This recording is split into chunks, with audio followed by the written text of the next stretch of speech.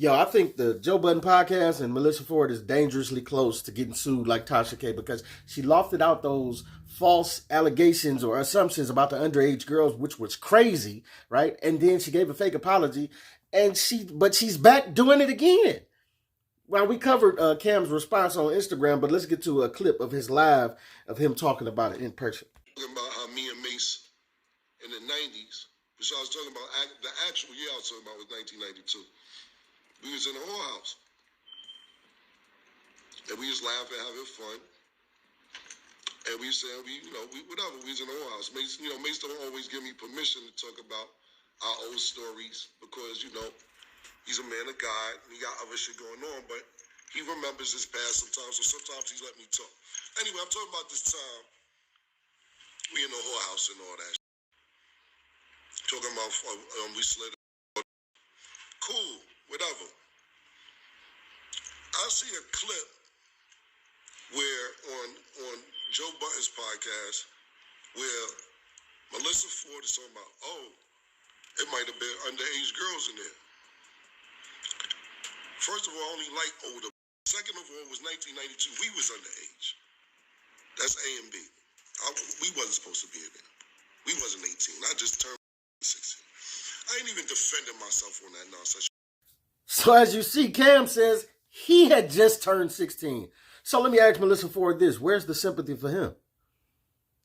You seem to created this scenario where you should have sympathy and we should have empathy and we should rally the troops for these non-existent underage girls that you're talking about. Where's the sympathy for Cam as these older women were having sex with him at 16 years old? Just wondering. But instead of doing that, Melissa Ford doubled down and tried to low-key accuse them again. Listen to this video from I'm Stacy. Let's read it. So she says, apply as needed and where applicable.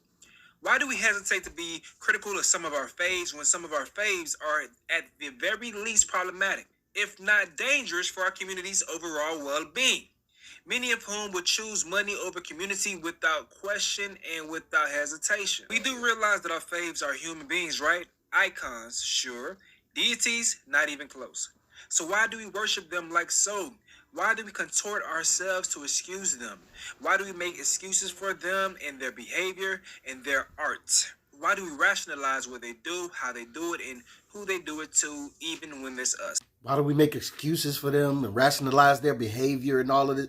This sounds like you're blaming them again for something that you made up.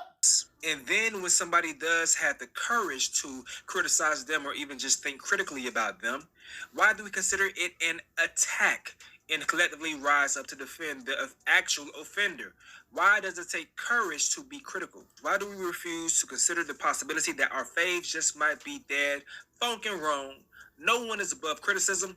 No one is above reproach. No one, not even the gods you pray to. Why do we rise up to defend the offender? That these people might be dead wrong? What are you talking about, Melissa? And this is why Cam went on to say this.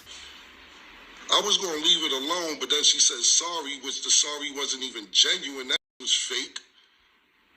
I don't know, even convinced her to do this, but whoever did, that was smart, because that was, now if I sue this for defamation of character, I'm a sucker, right? Now if I sue y'all for defamation of character, I'm a sucker. Well, I might be a sucker. And I say you should be a sucker and just go ahead and sue. Because this is ridiculous. She obviously didn't mean the apology that she gave. And she's showing you that she doesn't mean it.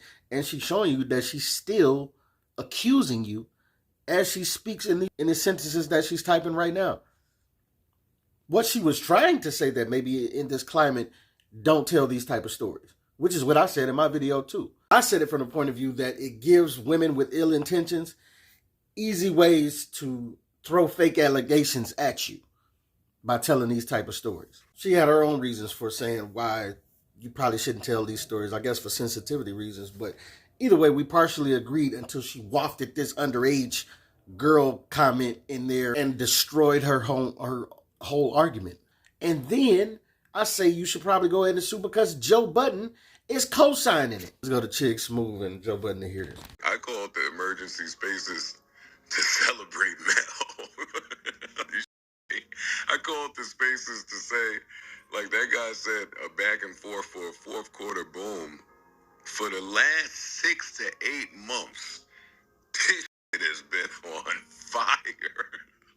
Like a fourth quarter back and forth.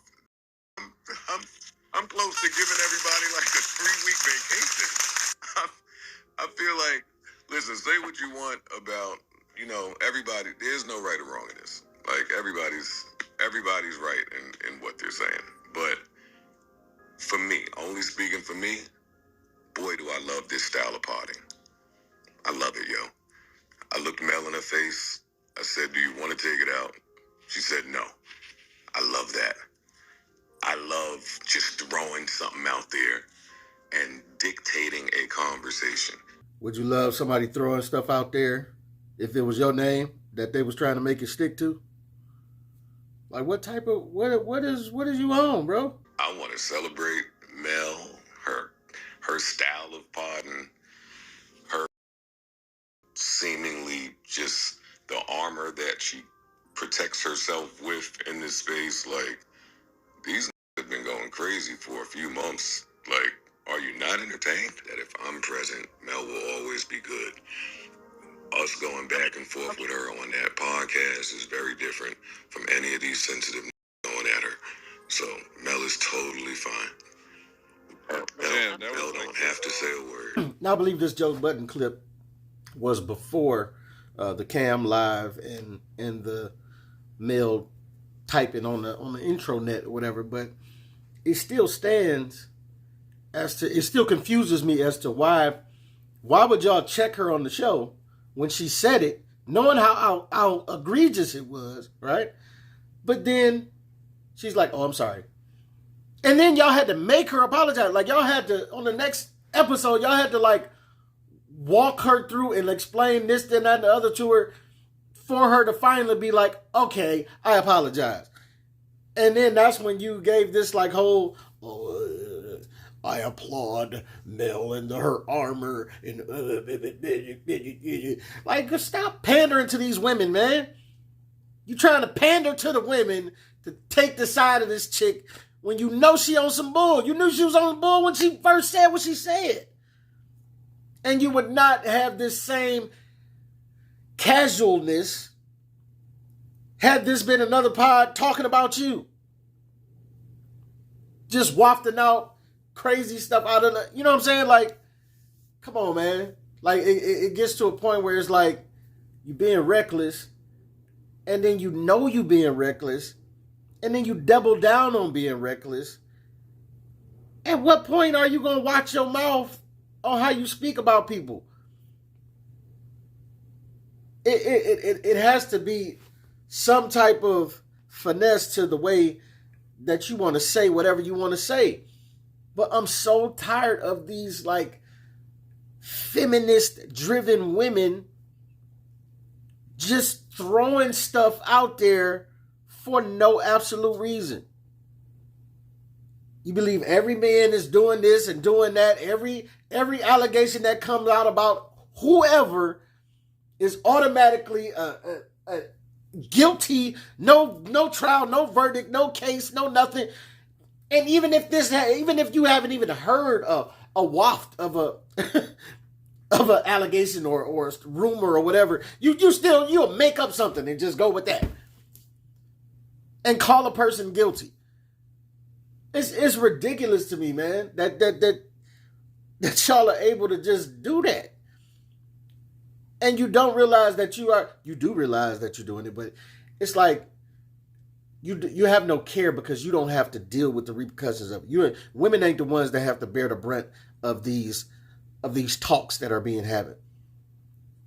It's mostly the men. It's mostly, oh, women, we're so fragile. And like, listen, I'm all about protecting y'all too. But y'all know that it's a bunch of ratchet weeds that y'all got growing in y'all green grass over there that mean nothing but harm and ill intent towards everybody around them, including you. There's going to be a day they're going to turn on you too. But it's all good as long as they turn it on me, and it's like they can just able to say whatever. and people just believe it out of nowhere. Like, let these stories play out, man. Let these stories, you have to dig into these stories and figure out what's true and what's not. But especially when you have someone like Melissa Ford making up an allegation out of nowhere and then doubling down on it, we can't call that out.